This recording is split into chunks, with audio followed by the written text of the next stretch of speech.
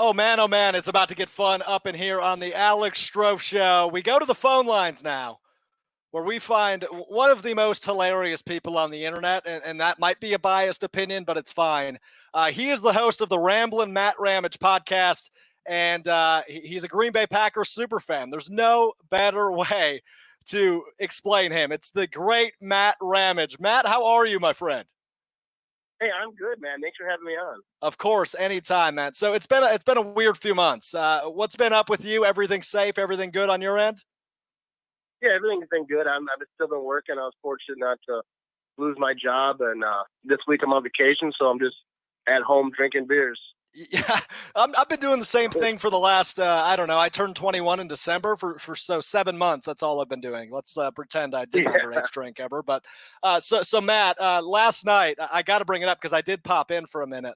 Although it's been erased from the face of the internet, you were letting the yeah, pipes go last night, man. You were drinking some Coors Light and singing some tunes. You were feeling good last night.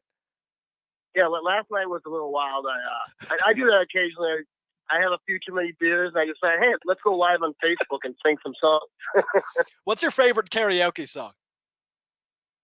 I don't know, like, and really anything, like, especially if I'm drinking like 80s stuff Okay. is like really the go-to, because like pretty much when I'm in my basement drinking, my wife has control, so whatever she plays, I'm just gonna sing it. I love it. See that's the key to a happy marriage right there, Matt. You just taught all of our young viewers something. Just do whatever your wife does. All right, so Exactly. Matt, let's jump into to some football talk. So you pissed off some Vikings fans this week on Facebook. You pretty much said their fans are trash and that they don't know that they hang divisional banners, which Green Bay obviously does not do because that should be a given. So your thoughts on Vikings fans right now as we stand is what? Well, I see Vikings fans come at me like I've been taking it easy with like the trash talk, but it's kind of like what I do. I like trash talking, and it's like it's not personal. I just like going at them. But like lately, they just been getting chatty, so I just made a post and said, you know, what it is. Like they've never won anything, but they're like the most chattiest fan base. Because like I know a lot of Bear fans who I interact with on the internet, and like we're cool. We go back and forth. It's all fun. But Viking fans, they just all they talk about is that they hurt Aaron Rodgers. They don't. They just drive me nuts. And obviously, we're in the midst of the Dalvin Cook holdout now, so you've got a little bit more ammo to throw at him. Oh yeah, because I said to someone, I was like, you guys overpaid for a slightly above average quarterback, but you don't want to pay one of the best running backs in the league. And I get it because running back, throwing money at running backs this day and age isn't the wisest thing, but it's definitely fun to watch them just suffering. So you bring up giving running backs money, and obviously this is a very interesting year for the Packers. 2020 will be. Obviously, they drafted A.J. Dillon. They're going into the last year of both Aaron Jones and Jamal Williams on their contract, at least. How do you think this Dalvin Cook situation will impact the Aaron Jones situation? Will it at all? I'm not sure. Like if they pay, I don't know. I don't see the Packers. Like I love Aaron Jones and I love Jamal Williams. Like I think that they're both like really good, obviously running backs, but just off the field, like you hear stories of Aaron Jones helping people, a pregnant woman carry luggage through the airport. Jamal Williams is a good guy, and so as a fan, I get like, I'm not biased. I'm like I like these dudes, so I'm to stay.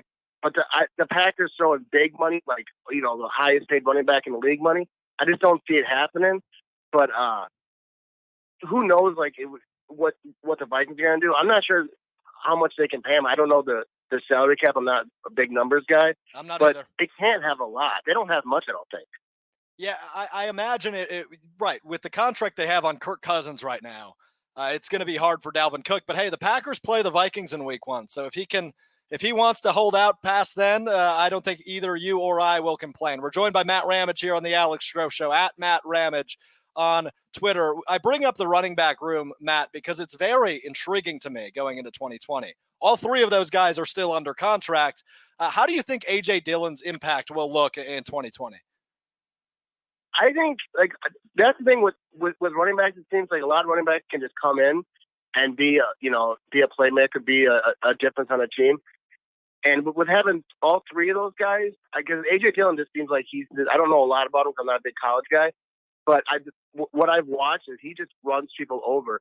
And he's beefed up. I just saw he posted a picture. He just looks ripped. So you add what Aaron Jones and Jamal Williams are doing, now you add in just a brute like that, I think that the running game for the Packers could be huge. You mentioned he looked ripped. Who would win in a boxing match? You or A.J. Dillon? I think you got him. Yeah, I don't know. I don't think I could be in there. Maybe drinking. I don't know. Big drinker, but could you outdrink David Bakhtiari? No, I don't think so. I don't think I could. People ask me about the chugging thing. I can't drink like that. Like I can drink long term. I can shotgun. I can do everything, but I can't just open my throat and just shove beer down like he does. Like that's just a gift some people have, and I don't have that. Matt Ramage, you are a hilarious human being. So tell me about the podcast and the YouTube channel, because you've got content all over the place, man. You are a creative dude. Tell me about what you're doing, and you have just blown up in the past few years. Well, the podcast right now, I'm just bringing it back. I stopped for a little bit after the season. I just took a little break. I got bored with it. Plus, with no sports, it's tough. But yeah, basically, when I first started making videos, I used to be on Vine back in the day. I'd make little jokes about my eyes and do that. And then that got shut down. And then I always had a meme page on Instagram. I was Packers memes. And then that got boring. So I was like, I should just start talking about the Packers and making jokes and kind of mixing with the Packers. I love the Packers. And then I lost a bunch of followers at first because who's this guy? I don't want to see this guy. And then it started to grow again, and then people started noticing me, and players started noticing me. And then I linked up with Clinton Dick, and a lot of the players just started interacting with me. And then when I started my podcast, because everyone was like, "Yeah, you should do a podcast." So I started the whole podcast, and then players were coming on, like Tom Crabtree. He came on multiple times. He's really cool, and it's just been fun. My podcast really isn't breaking down numbers and talking analytics, because that's not really what I'm good at. It's just kind of clowning around talking about the Packers. And what I want to do going forward is bringing on the average Packer fan who doesn't really have a voice, and then they can come on and just say whatever they want and just do some non-Packer stuff. Just have fun and goof off and just make it fun. Matt, if you offer me that, I might have to come drink 18 Coors Lights with you and talk into a microphone, because that sounds like a really, really good time. But so yeah, you brought up your relationship with some of these players, because I know you and Clinton Dix are buddies. You went bowling with Preston Smith. These guys are just down to earth, normal dudes. Yeah, like every player that I have talked to, like Preston Smith, I went bowling with him. You would never know, besides his size, that he's a football player. He's just a normal dude. Same thing with When he came to my house for a podcast, he was like, I told him he didn't have to take his shoes off. He's like, no, I will, and he was just so respectful. He's just like anybody else. I'm sure that there are players that are not so nice, but every player that I've talked to, even through a DM on Instagram, I've talked to quite a few. They're all just the nicest dude. Preston Smith is one of the coolest people I've ever met. We talk once in a while, and obviously we went bowling. And like I say, you would never know. They're just regular players. They just have really awesome jobs. They do have really awesome jobs indeed. Matt Ramage joining us here on the Alex Strouf Show, at Matt Ramage on Twitter, and you can find him on Facebook. He's got 70,000 likes on Facebook. You can't miss him. I got to ask you about because like I said, I know you guys are friends. You guys are buddies. Was it hard to not hate him because he was a Bear last year? Yeah, that was the most bizarre thing that's happened, because I defend a lot. People bash him on Twitter or whatever. Packer fans, any fan base, when a player leaves, they kind of give him stuff. And it's hard for me to not say something, because he's been so good with me. I mean, not even my followers, is because of him. He would send me videos, and we'd make the little cleat phone videos.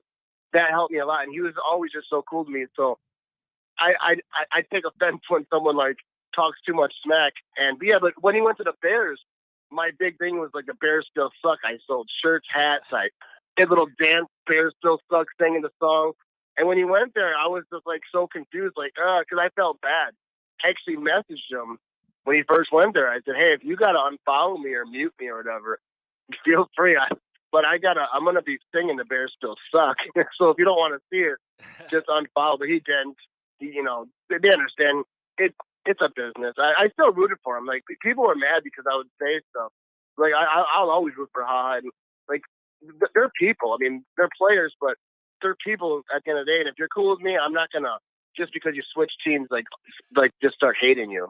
And you mentioned, we'll stick with haha, obviously, in Dallas now with Mike McCarthy.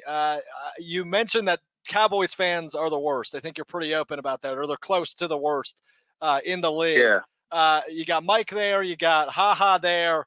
I'm going to make this a two-part question. A, how do you think the Cowboys will do in 2020?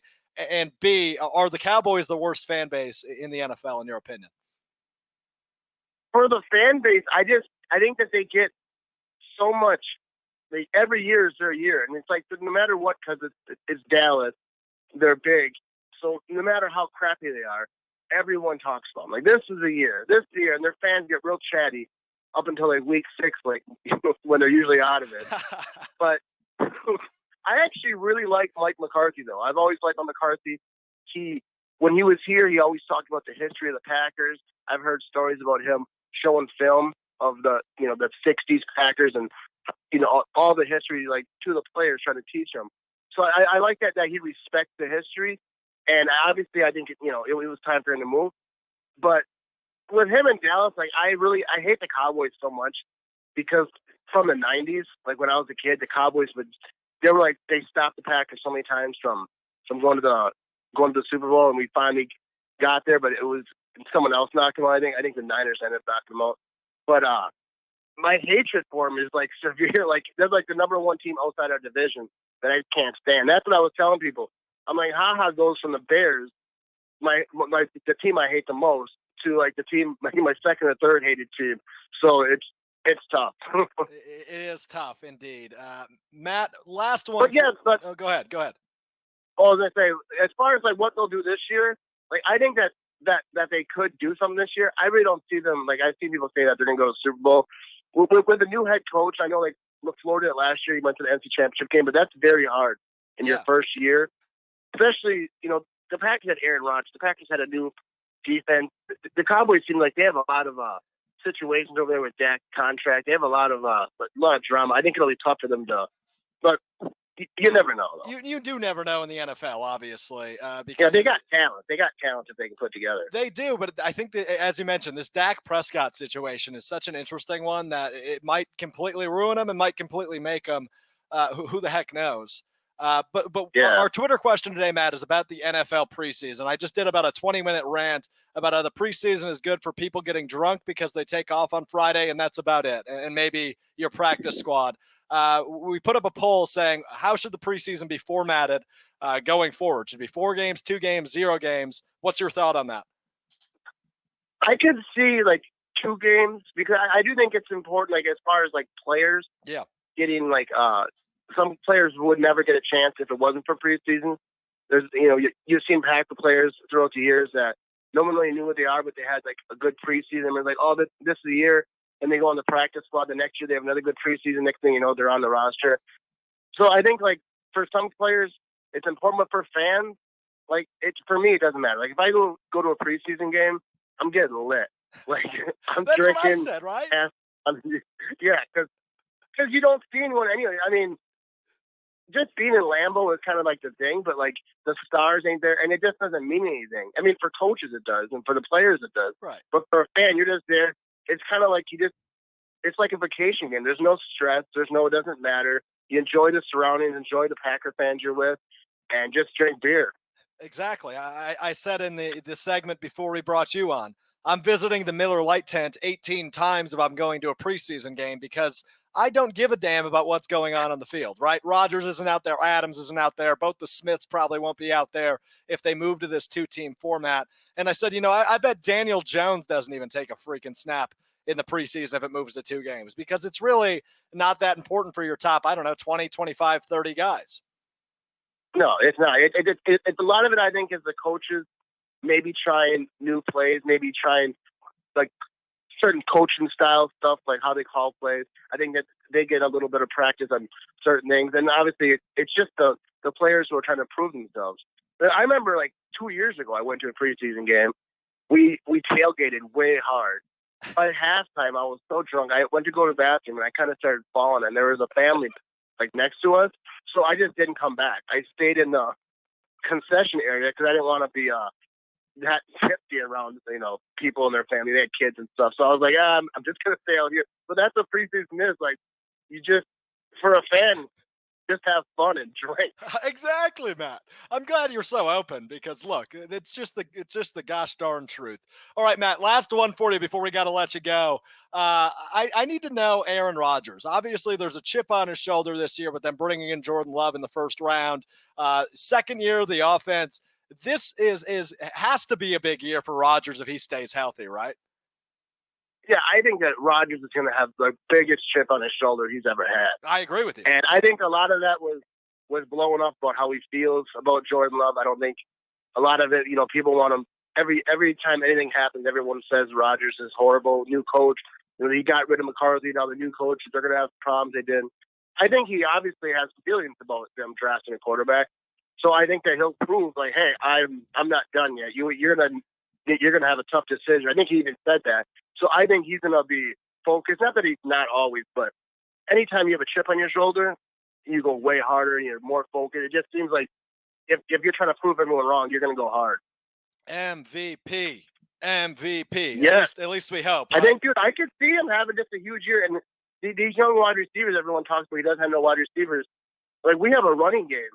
And if they use their running game right and play action, like, you don't need to have 4 or 5. Like, you don't need to have Greg Jennings and James Jones, like all the Jordys, all those guys like back in the day. We have Adams, we got Lazard, we got guys. And with that running game, I think that they can really do some stuff. Matt, we're going to have you back because I appreciate your stories, your comedy, and your insight, my friend. All right, you stay safe, and we'll talk again soon. All right, appreciate it. That's Matt Ramage, Green Bay Packers superfan and host of the Ramblin' Matt Ramage podcast. At Matt Ramage on Twitter is where you can find him. We're going to take a quick time out here on the Alex Strouf Show. On the other side, it's time to break it down, man. It's fight night up next. Joey Bonadonna joins me. This is the Alex Strouf Show.